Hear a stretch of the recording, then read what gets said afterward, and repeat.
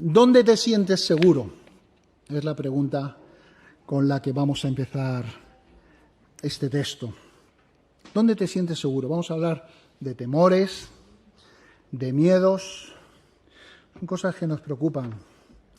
Según un estudio realizado por expertos psicólogos, la mayoría de los tormentos, de los temores que tenemos los españoles, están en el ámbito de las relaciones humanas. Miedo a la muerte de los seres queridos, miedo a la ruptura de la pareja, temor a casarse, temor a enamorarse, miedo a estar con personas, miedo a no sé si quiero a mi pareja, miedo al amor, miedo al compromiso, miedo, ya lo he dicho, el de no sé si quiero a mi pareja. Me resultó raro, pero es el que venía dentro de la lista que habían preparado estos psicólogos. Luego hay otros miedos que son algunos curiosos. Miedo a estar solo en casa. Ya sabéis que hubo una serie de películas con un niño rubito que tenía miedo a estar solo en casa en Navidad, pero es un miedo de los que nosotros tenemos. Miedo al mar, miedo a la suciedad, miedo a los alimentos, miedo al contagio. De esto trabajó mucho en el tiempo de la pandemia, fue muy acentuado. Hay muchos miedos, algunos muy curiosos, otros muy normales. Muchos miedos, algunos pueden parecer superficiales. Sentimos diferentes miedos, sentimos temores en nuestro día a día, en nuestro vivir. ¿Tenemos miedo al futuro? ¿Qué pasará? ¿O tenemos miedo al presente? ¿Qué va a pasar con nosotros en el corto plazo, mañana? ¿Es la eternidad lo que te preocupa o lo que te da miedo? ¿Qué pasará? ¿Qué hay en el más allá? Que dirían algunos. Hay personas que viven en angustia y temor, que viven en ansiedad. Y los psiquiatras tienen mucho trabajo que hacer con todo esto, porque a veces hay un problema que tiene que ver incluso con la bioquímica personal de cada uno. Esto yo no lo puedo explicar muy bien, pero es verdad que a veces necesitamos ir al médico y el psiquiatra, el psicólogo, nos va a ayudar a poder sentirnos mejor, porque a veces hay cosas que tienen que ver con esa química final nuestra que tenemos y el Señor nos ha dado estas herramientas para poder ayudarnos. Pero hay algunos casos que eso no es la solución definitiva. E incluso no hay que llegar a ese caso muchas veces si nos dedicamos a diferentes cosas de las que vamos a ver hoy que nos van a ayudar para combatir y contrarrestar los temores de la vida. Es complicado luchar contra los miedos. Es complicado porque hay un elemento que es el miedo a lo desconocido, a lo que nos vaya a pasar. Dejadme que lo ilustre. Yo tengo 2 perros, uno se llama Zeus. Debería haberle llamado Sansón, que es más bíblico, pero venía ya con ese nombre y obedecía, lo siento. Se llama Zeus. Cuando voy con él paseando por la madrugada, yo le bajo a las 5:30 de la mañana, cuando voy con él por la mañana y nos cruzamos con alguien, ladra. Yo no sé qué sentirá el que le escucha, pero él ladra de puro miedo. Esa es la verdad, se asusta, y pega un ladrido que estoy seguro que el otro también pasa por el mismo miedo. Pero es una expresión de miedo en la manera en que él lo expresa así. Tengo otra perra que se llama Milka, más dulce ella, que ella la manera de expresar el miedo es que, mi mujer diría que se hace una bolita, ella se hace pequeñita, ¿no? Da igual como sea, que se queda en nada, porque yo digo que huye hacia adentro, ¿no? Es la manera en que se queda bloqueada. ¿Cómo reaccionas tú a tus miedos? ¿Eres de Zeus o eres de Milka? ¿Ladras o te escondes cuando tienes miedo a lo desconocido? Reaccionamos muy mal muchas veces. Milka en particular sabe que cuando tiene miedo y está en casa se va a un rincón donde sabe que ahí ella se siente segura. ¿Cuál es el lugar donde tú te sientes seguro? Así empezaba el sermón. Esa era la pregunta. ¿Dónde te sientes seguro? Hoy vamos a hablar del Salmo 91, que lo hemos leído antes. Un salmo que conocemos bastante, un salmo que no tiene autor. Si os fijáis, ya sabéis que muchos salmos dice Salmo de David. No todos los salmos los escribió David. Lo siento para los que no han estudiado esto y piensan que todo lo hizo David. No todos los escribió David. Hay muchos autores. Y hay algunos que son anónimos, no se sabe quién lo ha escrito. Este en particular se cree, y hay una norma que dice que cuando no tiene autor el autor es el del Salmo anterior, y el Salmo 90, ese se le atribuye a Moisés. Entonces se cree que este es un salmo que escribió Moisés, que está en el cuarto libro. Sabéis que el libro de los Salmos se divide en 5 libros, uno por cada uno de los libros de la Torá, del Pentateuco, y este sería el cuarto, el libro de Números, que se llama así porque nombra genealogías, aunque los judíos en el hebreo no ese es el nombre, sino es el libro de las palabras del desierto, ¿no? Y con esa temática tiene que ver a veces, ¿no? ¿Qué palabras escuchamos? Pues este Salmo 91 lo atribuimos al mismo autor que el Salmo 90.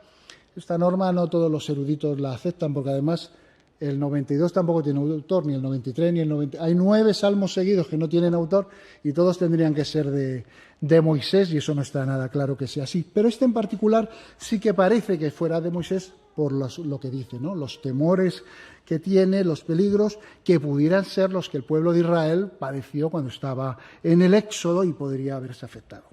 Si empezamos por el principio, yo lo he dividido este salmo en 5 partes, no preocuparos que no son muy largas. La primera parte, los 2 primeros versículos, nos habla de los efectos de nuestra relación con Dios. Y esta parte, este texto es el que seguro recordáis. Si todo el salmo no lo recordáis, pero esto sí lo recordáis, ¿no? Dice, el que habita al abrigo del Altísimo morará bajo la sombra del Omnipotente. Diré yo a Jehová, esperanza mía y castillo mío, mi Dios, en quien confiaré. Yo sé que algunos tienen otras versiones diferentes a la Reina Valera, yo uso la del 95, otros el 60, y otros usan otras versiones, y entonces les cuesta a lo mejor repetirlo o memorizarlo, ¿no? Pero los que guardamos la tradición, pues nos la aprendemos normalmente de esa manera. Y esto en particular lo recordamos así bastante bien. Es un salmo que podemos ver que hay una primera voz, ¿no? que parece que está hablando o describiendo o contando algo de aquel que está al abrigo, o al refugio. Identifica además los potenciales receptores de este salmo, que son los que en el versículo 2 son capaces de dirigirse a Dios y llamarle esperanza mía, castillo mío, mi Dios, en quien confiaré. Y yo creo que eso no lo puede decir cualquiera, hay que decirlo desde la experiencia. La voz del ser celestial, del ser divino que habla de aquel que está, aquel que habita. Literalmente, yendo al original, es aquel que está sentado o aquel que está escondido, el habitante de ese lugar oculto, sería la traducción más literal, de ese lugar secreto, de ese lugar que está con el Altísimo, ¿no? Dice el texto bíblico. Eliyón es el nombre que le da a Dios en este texto.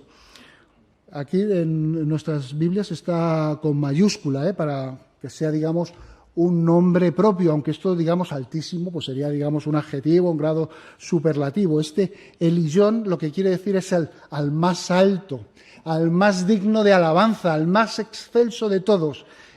Y está hablando de ese que está en ese lugar con él, con el más excelso, con quien realmente es digno de toda adoración, y habla de que está al abrigo, o que está, una traducción más correcta sería en el escondite. Se podría traducir a aquel que está en el refugio con Dios, ¿no? Nos hacemos una idea. Pero aquí hay un juego muy curioso de la poesía hebrea. Está hablando aquel que está escondido en el lugar con el más alto. Como nosotros siempre pensamos en lugares, pensaríamos aquel que está allí arriba, ¿no? Aquel que está guardado con el Altísimo, que Altísimo significa también el que está en la parte más alta, y juega que él es el que está bajo la sombra. Y las sombras solo se pueden experimentar cuando estás en la parte más baja. Hay un juego de lugares ahí en esa poesía hebrea. Aquel que está en lo escondido en lo más alto es el que recibe la protección de su sombra, la del Shaddai, ¿no? El omnipotente que nombra aquí, la palabra, el nombre que emplea de Dios en ese lugar es el Shaddai, el todopoderoso, el todosuficiente, con el que puedes descansar. La conexión es total entre esos dos lugares, y la relación también, la protección que recibes aquí en la tierra, tiene algo que ver con esa relación que tienes con el Altísimo. Si has disfrutado de esa relación con el Señor, no quieres además que nunca pase. Te sientes seguro en ese escondite, te sientes protegido, te sientes privilegiado, pero con la humildad de saber de que todo depende del Señor, no depende de ti. Tú eres el receptor de esa protección, aquel que sabes que puedes contarles tus problemas, tus preocupaciones, aquel que puedes compartirlo todo. Hablaban de los problemas mentales que está teniendo un jugador de baloncesto, que él lo reconocía, y decían, lo más importante es que ya lo cuenta y lo dice, ¿no?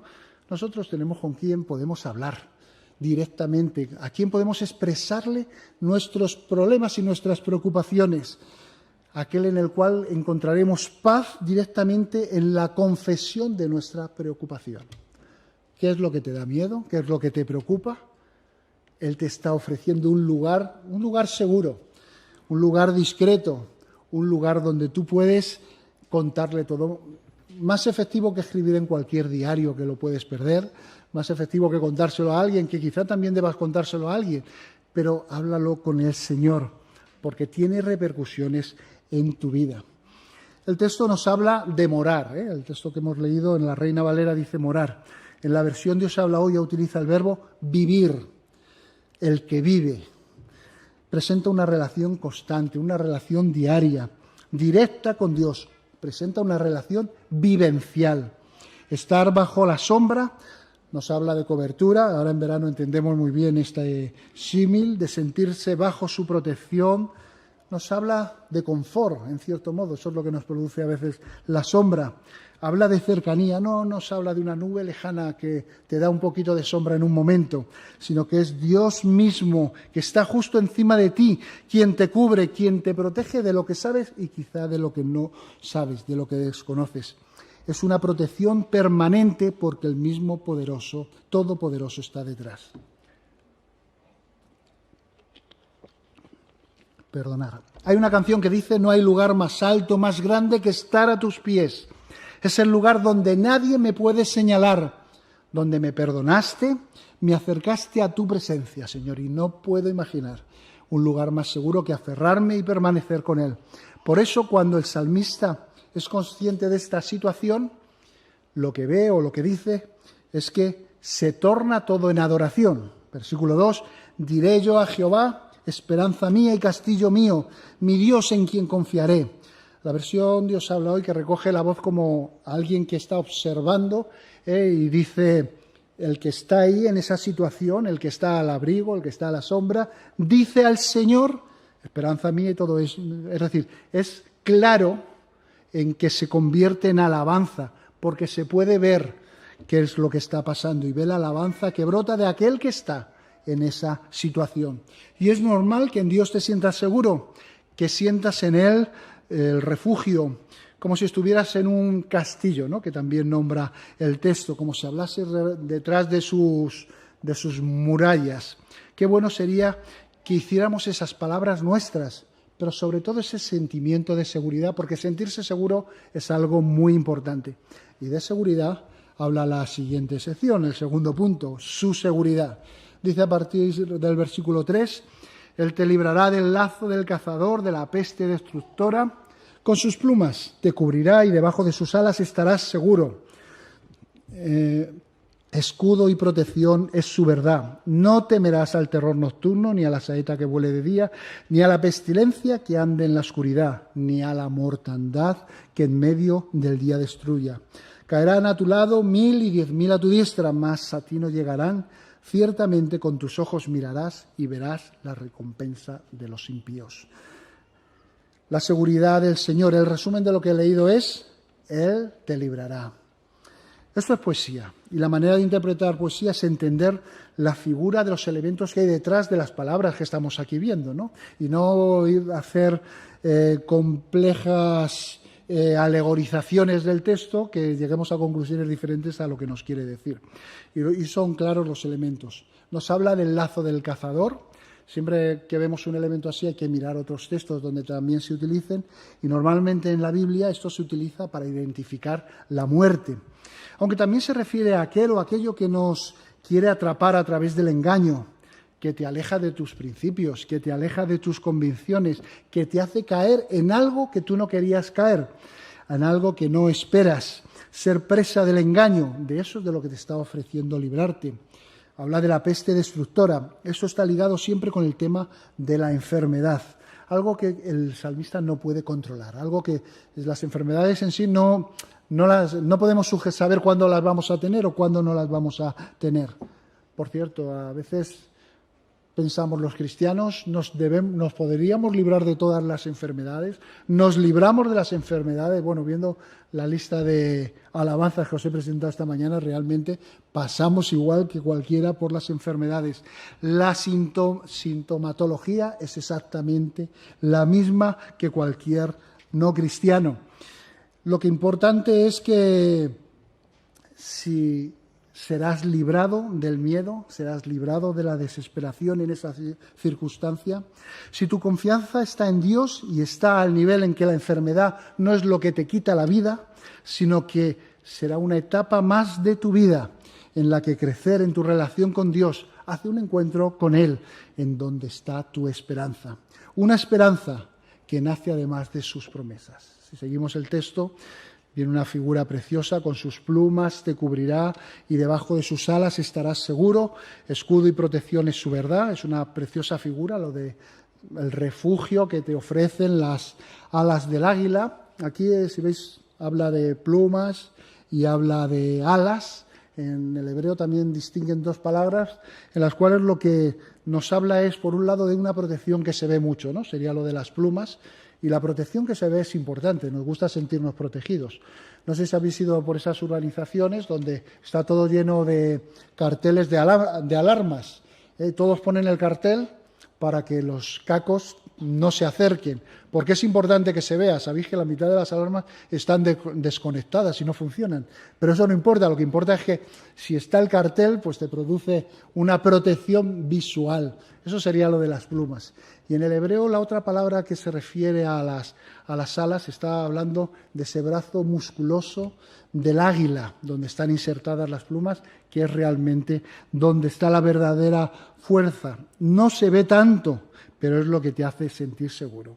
Y siguiendo en el texto, si nos fijamos en el final, yo he leído Reina Valera del 95 que dice: escudo y protección es su verdad. Pero creo que habían puesto otro texto cuando habéis leído vosotros. Decía escudo y, ¿otra palabra?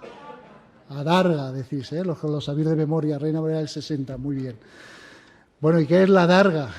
Porque en las sociedades bíblicas lo cambian, porque luego hoy en día es que no lo encuentras ni en Google, esa es la verdad. No lo busqué, ya lo digo yo. La adarga era un escudo en forma de corazón, grande, que te protegía por delante. Realmente los eruditos dicen que el escudo al que se refiere aquí sería un escudo a lo mejor incluso en forma cilíndrica, un barril, aunque lo del barril suena más bien gracioso, pero un escudo de tal manera que te protege por delante y por detrás, es al que se refiere. Su verdad es la mejor defensa, eso está mostrando ese símil. Su verdad es la mejor protección, que esa verdad se convierta en nuestro escudo. Esa es la mejor defensa ante el engaño. El texto dice: no temerás al terror nocturno, lo desconocido. La traducción literal dice: no temerás al temor. Es una frase que parece una redundancia. No temerás al temor, pero es muy importante, porque a veces tememos antes de que haya un temor real, una circunstancia real. Esto los psicólogos lo estudian mucho, y leyendo al doctor Santandreu, que es un escritor importante, él dice que a veces nos pasa eso, ¿no? Tenemos el temor a temer, ¿no? Y dice que es un mal que se experimenta quizás por casualidad, quizás por predisposición. Un síntoma extraño en un momento dado lo experimentas en tu cuerpo, se te acelera el corazón, tienes una repentina sensación, y todo quedaría en nada si no fuese porque nos asustamos. Efectivamente, la persona se preocupa y con su temor desata, sin darse cuenta, una espiral exponencial de nervios que lleva al aumento del síntoma. Más nervios todavía. Es una trampa mental en la que podemos caer todo, y todo en décimas de segundo y terminando en un ataque incluso de pánico. Es algo habitual y además sin saber el porqué. Bueno, estamos de acuerdo con el doctor Santandreu y el salmista también. No temerás a eso, a ese miedo que no conoces.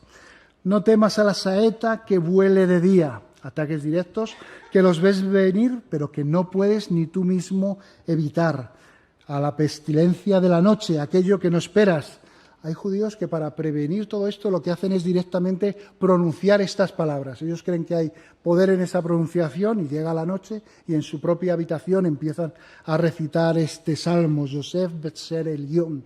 Y cuando ellos lo pronuncian creen que están, digamos, como exorcitando el sitio. Nosotros no creemos en eso. Nosotros creemos que la palabra y la fuerza de la palabra está en Dios mismo y no tenemos que usar ese tipo de sortilegios o exorcismos para los lugares, pero eso no le quita poder a lo que nosotros pensamos, que el Señor realmente es el que nos bendice. En resumen, el texto habla de terror de noche, de la flecha del día, de la peste de la tarde y de la mortandad del mediodía. Es decir, sin comentarios, el salmista piensa que cualquier hora es buena para recibir un ataque. Yo diría, y el salmista también, cualquier hora es buena para recibir la protección del Señor. Y nos preguntamos, ¿y pasaremos por todo esto?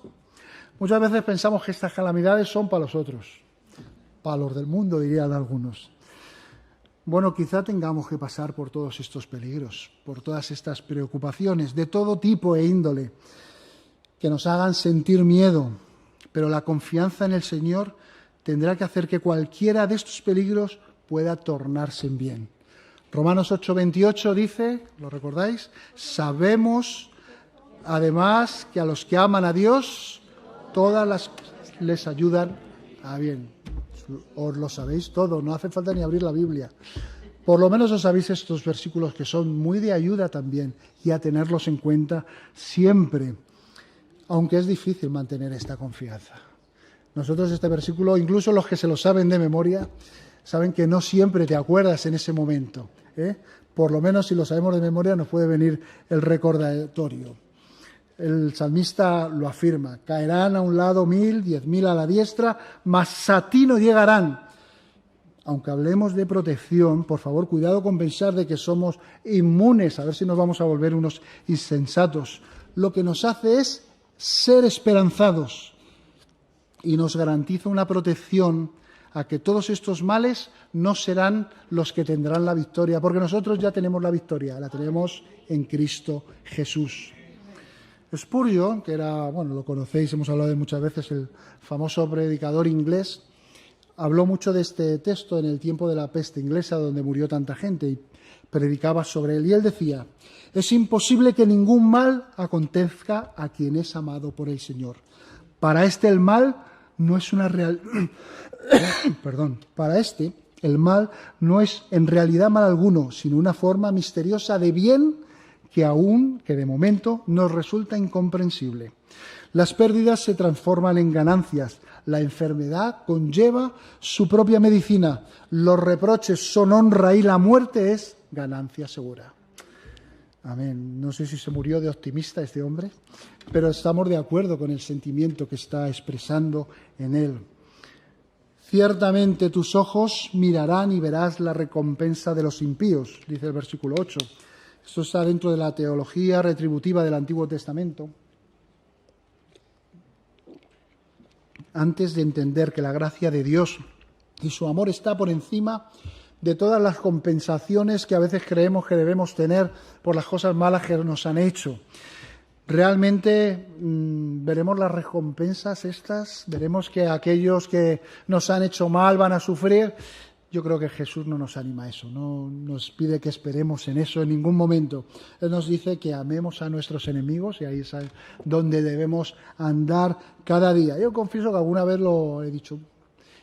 ¿Cuándo veré que el Señor haga justicia sobre los demás?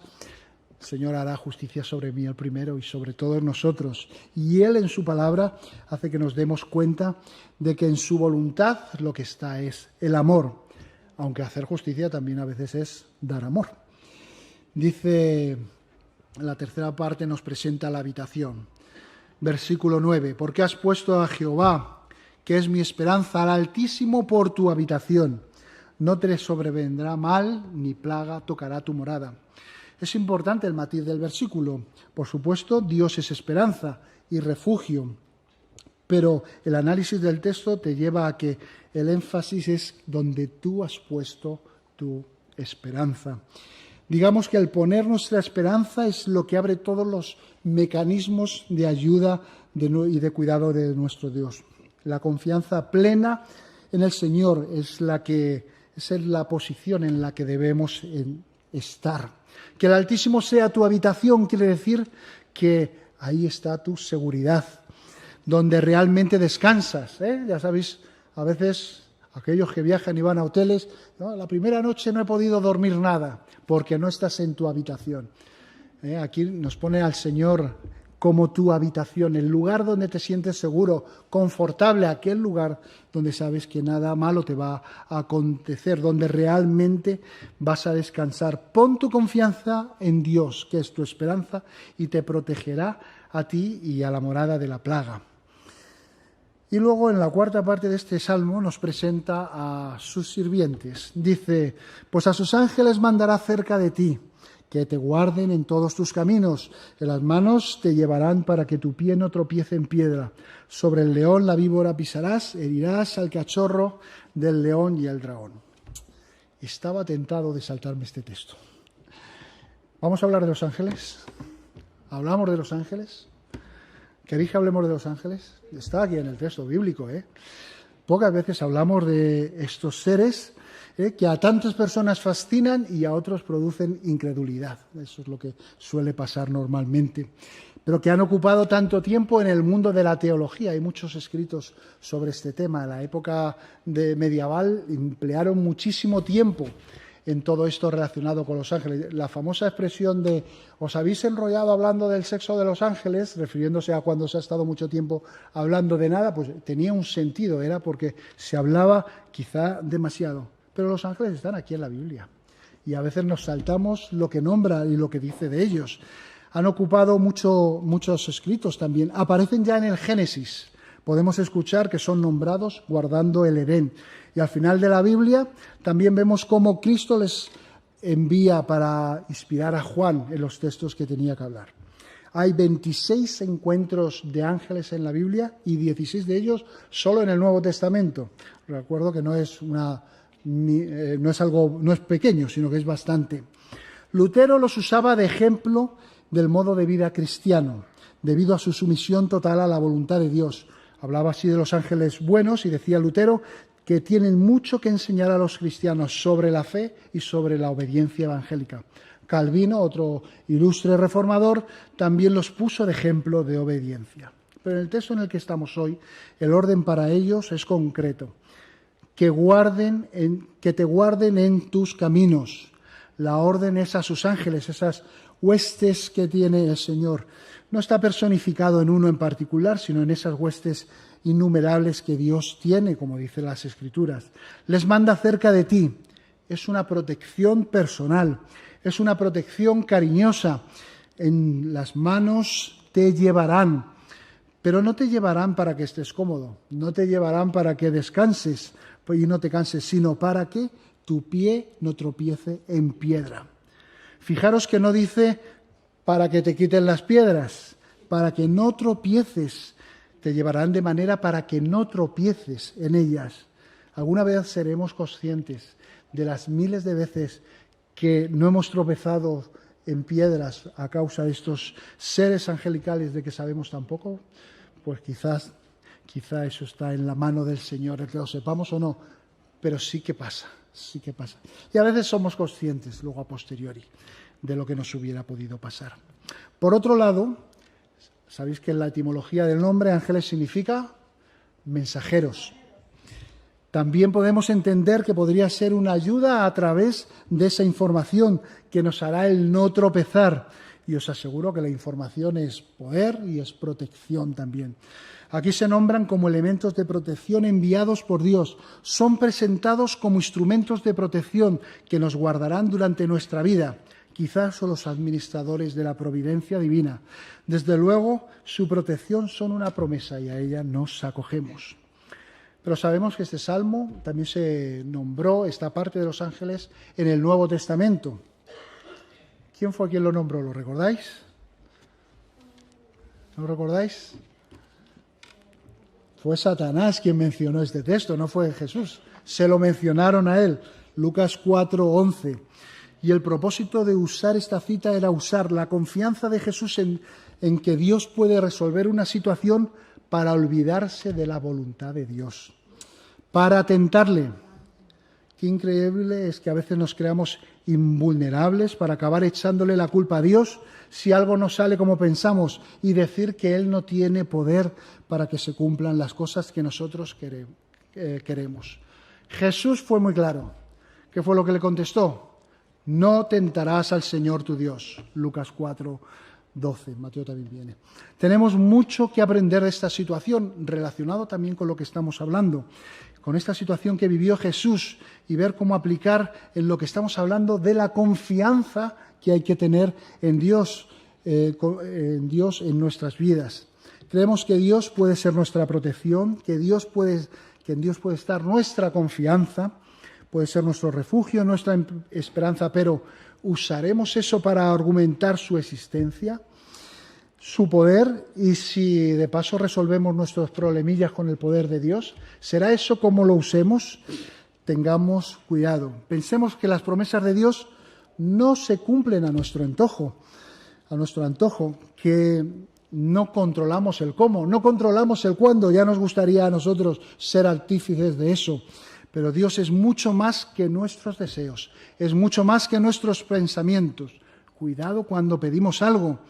Creo que pedir es correcto, pero eso no implica que se conceda de una manera automática. Recordar que estamos hablando de Dios, no de Aladino, el genio de la lámpara mágica que cumple nuestros deseos. Su voluntad está por encima de ello y por eso Santiago nos advierte: pedís, pero no recibís, porque pedís mal.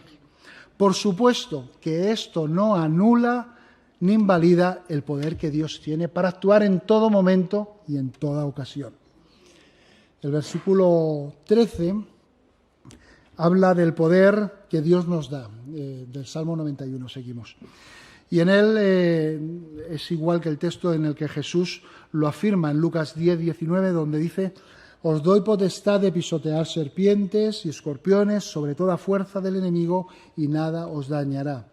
Todo esto es un poco la representación de los poderes destructivos, ya sean espirituales o no, pero desde luego poderes incontrolables por nosotros. Pero hay una advertencia en el versículo 20. No os regocijéis de que los espíritus se os sujetan, sino gozaos de que vuestros nombres están escritos en el cielo. El quinto punto habla de esa respuesta que hay a esa relación con el Señor, a esa confianza en el Señor. Y la respuesta no es otra que una amistad con Dios. El primer versículo, si fuera una pregunta, ¿qué hay que hacer para estar al abrigo del Altísimo? Lo que viene aquí sería la respuesta. Por cuanto en mí ha puesto su amor, yo también lo libraré, lo pondré en alto. Por cuanto ha conocido mi nombre, me invocará, yo le responderé. Con él estaré yo en la angustia, lo libraré, lo glorificaré, lo saciaré de larga vida y le mostraré mi salvación. El texto nos presenta una relación de amistad, una relación de compromiso basada en el amor. En mí ha puesto su amor. Habla de la confianza en Dios y cuya consecuencia es clara. Yo lo libraré. Dice el texto: me invocará, me llamará, clamará a mí. Todos los símiles que podáis decir, me invocará, y la contrapartida es: le responderé, estaré con él, le libraré. Todos los peligros, miedos y angustias que tenemos, que hemos nombrado, muchos que no hemos nombrado y algunos que vosotros mismos sabéis y que quizás estáis padeciendo, ¿se los presentáis al Señor? ¿Dónde te sientes seguro? Es la pregunta. ¿Por qué nos cuesta tanto afrontar los miedos? ¿Por qué no se los contamos al Señor? ¿No será que se nos ha olvidado dónde está el lugar escondido del Altísimo, donde está esperándonos cada día? Estamos en un tiempo de decisiones y ahora te toca a ti. Oramos en silencio y pedimos al Señor, recordamos las claves de este salmo, que dice: queremos estar a tu abrigo. Queremos estar en tu escondite, Señor. Queremos sentirnos bajo tu sombra. decir que eres nuestra esperanza, no temer a la enfermedad, a los engaños, sabernos protegidos, tener una amistad contigo, no un conocimiento lejano, no un conocimiento teórico, sino una vida de experiencia contigo, Señor, una vida real.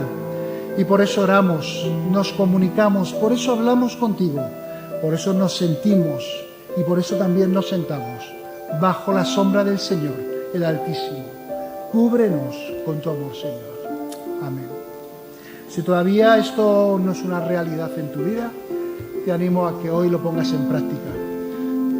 Yo os he contado lo que he encontrado en la Biblia, lo que ha sido una experiencia en mi vida, pero creo que el Señor te da la oportunidad de que hoy también esas cuitas, que dirían los antiguos, esas preocupaciones, se las presentes al Señor.